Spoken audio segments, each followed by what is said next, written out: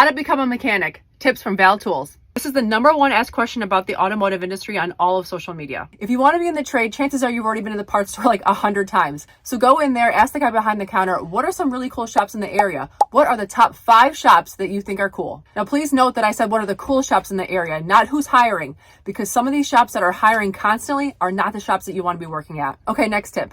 Now, unlike major corporations, the automotive industry is filled with small businesses, and that's going to work to your advantage. Why? Because you can drive to the shop, walk through the door, and meet the owner. He's probably there. And now that you're in front of him, introduce yourself, tell him you're an entry-level mechanic and you're looking for a job and you heard great things about his shop. If he says no, don't get discouraged. Just ask the follow-up question. Are there any other shops in the area that are as successful as his that may be looking? Remember, successful shop owners, they all talk. And as he lists off shops, your list expands even further. Okay, so now let's take one step back.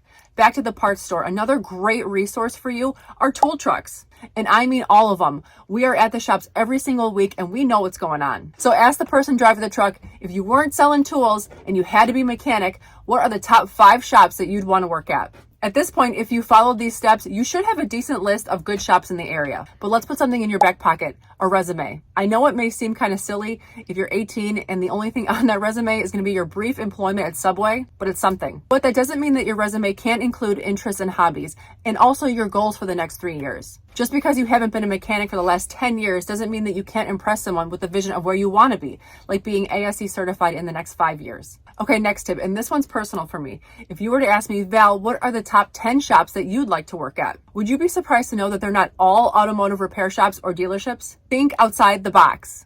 On my route, we have small and big construction companies, government entities like highway repair and waste management, and the facilities are pretty nice. We also have non-automotive equipment repair companies. With an open eye, you realize the list is bigger than you think. Now back to the question at hand, how to become a mechanic. Now I wish you could just drink a Kool-Aid and suddenly you'd have 10 years of automotive experience in your head, but that's not reality.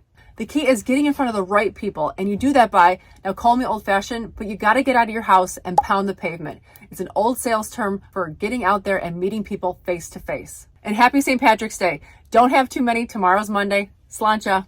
Here you go. Drink that. Slow down.